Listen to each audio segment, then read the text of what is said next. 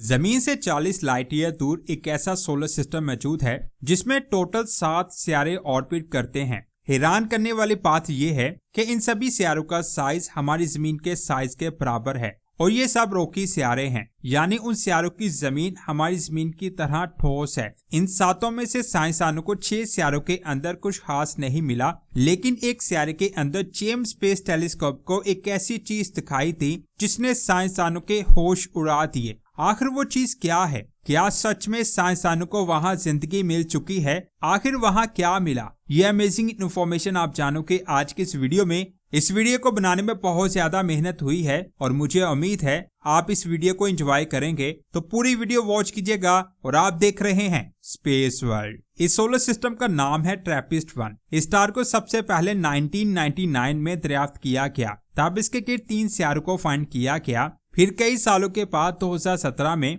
Trappist telescope और Spitzer infrared space telescope से यहाँ 4 और सितारों को फाइंड किया गया। ये सभी सितारे रोकी थे और इनका साइज तकरीबन जमीन के साइज के बराबर था। जब इन 7 सितारों को जेम्स स्पेस टेलीस्कोप से स्टडी किया गया तो उसे इनमें से 6 सितारों में कुछ खास नहीं मिला, लेकिन एक सितारे के अंदर कुछ था और वो चीज लाइफ के लिए बहुत ज्यादा जरूरी थी। इस सितारे का नाम है ट्रैपिस्ट-1e। ये सितारा अपने स्टार के हैबिटेबल जोन में आता है। ये इस बात का सबूत है कि उस सितारे पर पानी मौजूद हो सकता है, यानी हैबिटेबल जोन में उस सितारे को अपने स्टार से उतनी ही रोशनी मिलती है जिससे पानी लिक्विड फॉर्म में रह सके। लेकिन सिर्फ हैबिटेबल जोन में होने की वजह से ये नहीं कहा जा सकता कि उस सितारे पर पानी मौजूद हो सकता है। इसके लिए और भी बहुत सारी चीजों को देखना पड़ता है। पानी के लिए उस सितारे के पास जमीन जैसा एटमॉस्फेयर होना चाहिए। इसीलिए इस एटमॉस्फेयर को फाइंड करने के लिए जेम्स स्पेस टेलीस्कोप का इस्तेमाल किया गया। जिस वक्त जेम्स स्पेस टेलीस्कोप को लॉन्च किया गया था तब उसके कई मिशंस थे, जिनमें स्टार्स को स्टडी करना, कायनात की फॉर्मेशन के बारे में जानना, गैलेक्सीज को स्टडी करना, ब्लैक होल को स्टडी करना और जमीन जैसे सितारों को फाइंड करके उनके एटमॉस्फेयर को स्टडी करना शामिल था। जिन लोगों ने जेम्स स्पेस टेलीस्कोप को बनाया था उन्हें सबसे पहले मौका दिया गया कि वो किसी सितारे के एटमॉस्फेयर को स्टडी करें। इस टीम को ड्रीम्स का नाम दिया गया। ड्रीम्स का मतलब ये है। इस टीम ने सबसे पहले जेम्स स्पेस टेलीस्कोप को ट्रैपिस्ट-1 स्टार सिस्टम पर सेट किया। जेम्स स्पेस टेलीस्कोप बहुत ज्यादा सेंसिटिव और बहुत एक्यूरेट है। ये इतना पावरफुल है कि ये दूर के सितारों के गिर्द मौजूद पतली गैस की लेयर को भी डिटेक्ट कर लेता है, चाहे वो सितारा हमसे 40 लाइट ईयर दूर ही क्यों ना हो। ये काम ट्रांसमिशन स्पेक्ट्रोस्कोपी नाम की एक टेक्निक से होता है। इस टेक्निक में जब एक सितारा अपने स्टार के सामने से गुजरता है तो उस स्टार की रोशनी उस सितारे के एटमॉस्फेयर से टकराती है। अगर एटमॉस्फेयर डेंस हुआ तो उसमें मौजूद बहुत सारी गैसेस उस रोशनी को रोकेगी, लेकिन अगर एटमॉस्फेयर पतला हुआ तो रोशनी आसानी से गुजर जाएगी। जेम्स स्पेस टेलीस्कोप इसी रोशनी के कम या ज्यादा होने को डिटेक्ट करके पता लगा लेता है कि वहां कौन कौन सी गैसेस मौजूद हैं और इन्हीं गैसेस से पानी की मौजूदगी का पता चलता है। इसके लिए जेम्स स्पेस टेलीस्कोप में एक खास डिवाइस लगाई गई है जिसे नियर इंफ्रारेड स्पेक्ट्रम कहते हैं। ये डिवाइस इंफ्रारेड रोशनी को डिटेक्ट करती है। ये ऐसी रोशनी होती है जिसे इंसानी आंख नहीं देख सकती। ये बात समझे कि गैस के मॉलिक्यूल्स के अंदर छोटे छोटे बॉन्ड्स होते हैं। ये बॉन्ड्स खास किस्म की रोशनी को अपने अंदर जज़ब कर लेते हैं, उसे अपने अंदर से बाहर जाने नहीं देते। मिसाल के तौर पर मीथेन गैस में कार्बन और हाइड्रोजन का बॉन्ड होता है। कार्बन डाइऑक्साइड में कार्बन और ऑक्सीजन का बॉन्ड होता है। रोशनी की कई वेवलेंथ होती हैं। हर बैंड अलग रोशनी की वेवलेंथ को अपने अंदर जज़ब कर लेता है। मिसाल के तौर पर जब किसी स्टार की रोशनी सितारे के एटमॉस्फेयर के अंदर से गुजरती है तो उस एटमॉस्फेयर के अंदर मौजूद गैसेस के बॉन्ड्स अपनी पसंदीदा रोशनी की वेवलेंथ को अपने अंदर जज़ब कर लेते हैं। वो बैंड्स उस रोशनी को अपने अंदर से गुजरने नहीं देते, जिसके बाद जेम्स स्पेस टेलीस्कोप से देखा जाता है कि एटमॉस्फेयर से गुजरने के बाद कौन सी रोशनी कम हो गई है और कौन से रंग गायब हो गए हैं। इससे जेम्स स्पेस टेलीस्कोप को पता चल जाता है कि उस सितारे के पास कोई एटमॉस्फेयर है या नहीं। अगर है तो उस एटमॉस्फेयर में कौन कौन सी गैसेस मौजूद हैं, जैसे मीथेन, कार्बन डाइऑक्साइड वगैरह। इसी टेक्निक का इस्तेमाल करते हुए जेम्स स्पेस टेलीस्कोप को ट्रैपिस्ट-1e के अंदर एक एटमॉस्फेयर नजर आया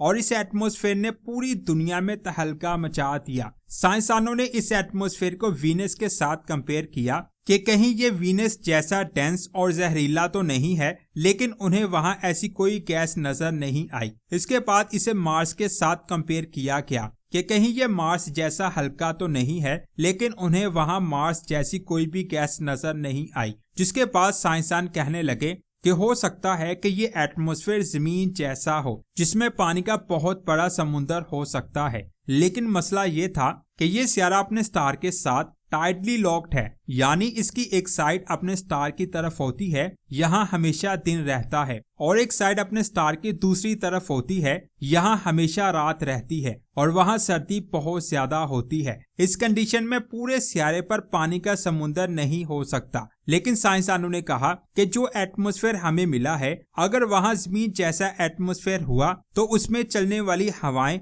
गर्मी को रोशनी वाली साइड से अंधेरे वाली साइड की तरफ लेकर जा सकती हैं, जिसकी वजह से सियारे पर मौजूद पानी जमता नहीं है और पूरे सियारे पर पानी का समुंदर हो सकता है। अगर ये साबित हो गया कि वहाँ जमीन जैसा एटमॉस्फेयर है तो ये बहुत बड़ी डिस्कवरी होगी। तो क्या सच में ये एटमॉस्फेयर जमीन जैसा है? जेम्स स्पेस टेलीस्कोप से मजीद स्टडी करने पर पता चला कि वो एटमॉस्फेयर बहुत ठंडा है। ये ठंडा क्यों है, इसके बारे में साइंसदानों को नहीं पता। उनके मुताबिक वहाँ मीथेन गैस मौजूद हो सकती है, क्योंकि स्टार से निकलने वाली लाइट को मीथेन गैस अपने अंदर जज़ब कर लेती है, जिससे रोशनी जमीन तक पहुँच नहीं पाती, जिसकी वजह से वहाँ का एटमॉस्फेयर ठंडा हो सकता है। इसी वजह से इस पूरे सियारे पर पानी नहीं हो सकता। या तो पानी थोड़े से एरिया में हो सकता है या फिर जमीन के अंदर हो सकता है। इस चीज को देखते हुए साइंसदानों ने कहा, अगर पानी थोड़े से एरिया में भी हुआ तो इतने पानी से एटमॉस्फेयर फिर भी जमीन जैसा हो सकता है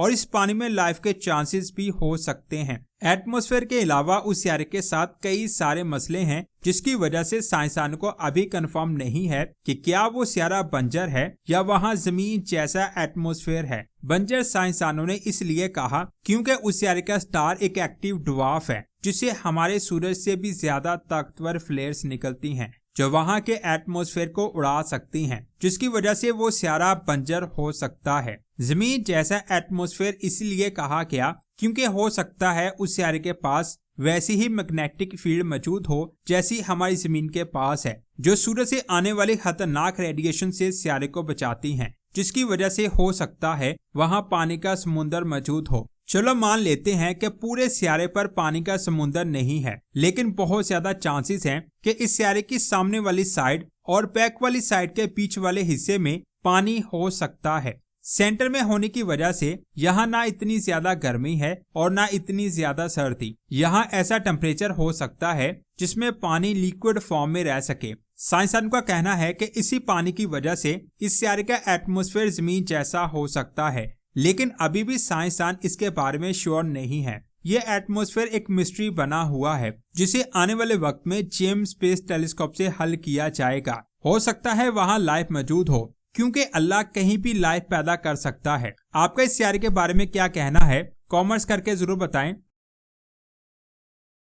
1933 में एक एस्ट्रोनॉमर ज़्विकी दूर मौजूद गैलेक्सीज के रेडशिफ्ट को स्टडी कर रहा था, तो उसने एक क्लस्टर को ऑब्जर्व किया जिसका नाम कोमा क्लस्टर था। उसने इस क्लस्टर में देखा कि इस क्लस्टर के अंदर गैलेक्सीज जिस तेज रफ्तार से मूव कर रही हैं, ऐसा मौजूदा फिजिक्स के मुताबिक मुमकिन ही नहीं है। यहीं से डार्क मैटर का आइडिया पैदा हुआ। उसने 8 गैलेक्सीज की स्पीड को कैलकुलेट किया तो पता चला कि इन गैलेक्सीज की स्पीड 2000 किलोमीटर फी सेकंड से भी ज्यादा थी। जितनी रफ्तार से ये गैलेक्सी मूव कर रही थी, नॉर्मल फिजिक्स के मुताबिक ये क्लस्टर कब का टूटकर बिखर जाता। जब उसने कोमा क्लस्टर का मास कैलकुलेट किया तो उसे पता चला कि सिर्फ स्टार्स और गैस की ग्रेविटी इतनी स्ट्रॉन्ग नहीं है कि वो गैलेक्सीज को एक साथ पकड़ कर रख सके। तब उसने कहा कि वहाँ कोई ऐसी चीज है जो मौजूद तो है लेकिन नजर नहीं आ रही, लेकिन उसकी ग्रेविटी इतनी स्ट्रॉन्ग है कि ये गैलेक्सीज इतनी ज्यादा मूवमेंट के बाद भी अपने क्लस्टर से बाहर नहीं जा रही, और उसी चीज ने इन गैलेक्सीज को एक ऑर्बिट में बांध कर रखा है। इसी ना दिखाई देने वाली चीज को नाम दिया गया है डार्क मैटर। तब से लेकर आज तक 90 साल हो चुके हैं, लेकिन आज भी साइंसदान को नहीं पता चल सका कि ये डार्क मैटर असल में है क्या। इस मैटर से ना रोशनी निकलती है, ना ये रोशनी को रिफ्लेक्ट करता है और ना ही रोशनी को ऑब्जर्व करता है, जिससे शैडो बन सके, जिसकी वजह से ये चीज दिखाई ही नहीं देती। इसीलिए साइंसदान इसे देखने के बजाय उसके असर को देखकर ही उसे स्टडी कर रहे हैं। यानी नजर आने वाली चीजों पर इसकी ग्रेविटी का जो असर होता है उसे साइंसदान को पता चल जाता है कि ये वहाँ मौजूद है। इसके असर को देखने के बाद भी साइंसदान को नहीं पता कि ये है क्या। इसके बारे में साइंसदान दो थ्योरीज देते हैं कि ये या तो विम्प्स है या एक्सियोनस। फिर काफी सालों बाद 2025 में यूनिवर्सिटी ऑफ टोक्यो से एक न्यूज आई कि उन्होंने एक ऐसा सिग्नल डिटेक्ट किया है जिसे आज से पहले कभी नहीं देखा गया,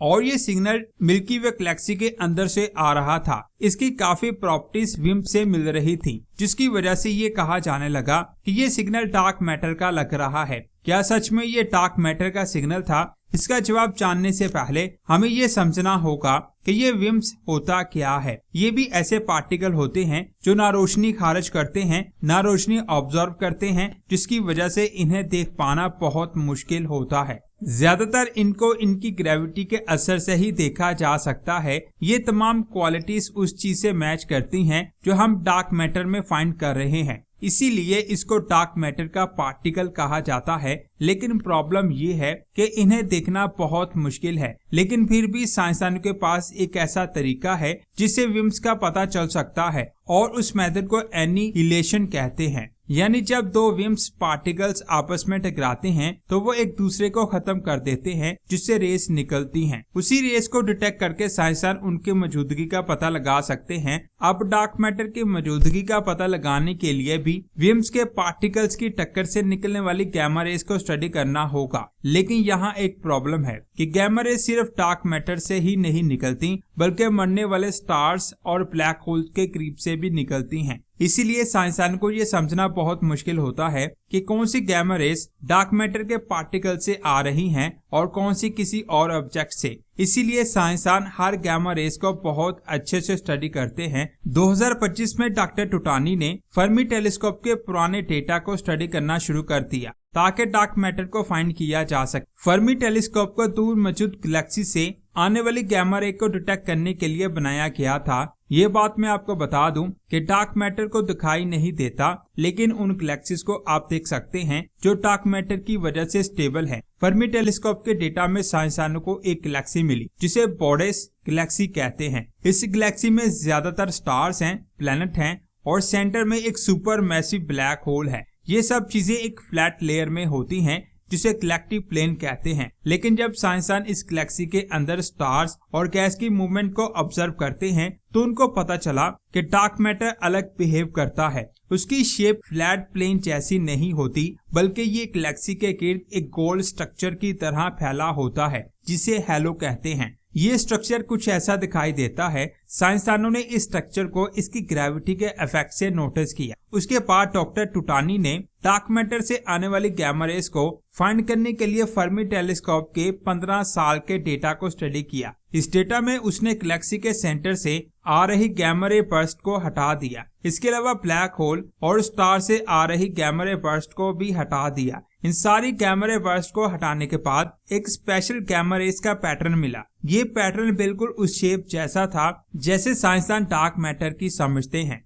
जैसे कोई ना नजर आने वाली चीज अपना शैडो दिखा रही है। और जब इन गैमा रेस की एनर्जी को चेक किया गया तो पता चला कि ये उतनी ही एनर्जी है जितनी विम्प्स के पार्टिकल्स के टकराने से निकलती है। यानी जिस गैमा रेस को डॉक्टर टुटानी ने डिटेक्ट किया उसकी शेप भी डार्क मैटर के पार्टिकल से मैच हो रही है और एनर्जी भी। इसलिए स्ट्रॉन्ग चांसेस हैं कि ये गैमा रेस डार्क मैटर से आ रही हैं। लेकिन अभी भी यहाँ एक प्रॉब्लम है। जो गैमा रेस साइंसदान को मिली हैं वो बहुत स्ट्रॉन्ग है, जिसकी वजह से साइंसदान सोच रहे हैं कि क्या कायनात में डार्क मैटर के इतने ज्यादा पार्टिकल्स मौजूद हैं जिनसे ये स्ट्रॉन्ग सिग्नल आ रहा है। यानी कायनात में विम्प्स की क्वांटिटी जितनी होनी चाहिए थी ये सिग्नल उससे ज्यादा स्ट्रॉन्ग है। इसीलिए अभी साइंसदान श्योर नहीं है, लेकिन अभी तक साइंसदानों ने विम्प्स को डायरेक्ट कभी नहीं देखा। इसीलिए उनको एग्जैक्ट ये भी नहीं पता कि इनकी क्वांटिटी कितनी होनी चाहिए। हो सकता है इनकी क्वांटिटी उनकी सोच से भी ज्यादा हो। इस सिग्नल की काफी चीजें डार्क मैटर के पार्टिकल से मैच कर रही हैं,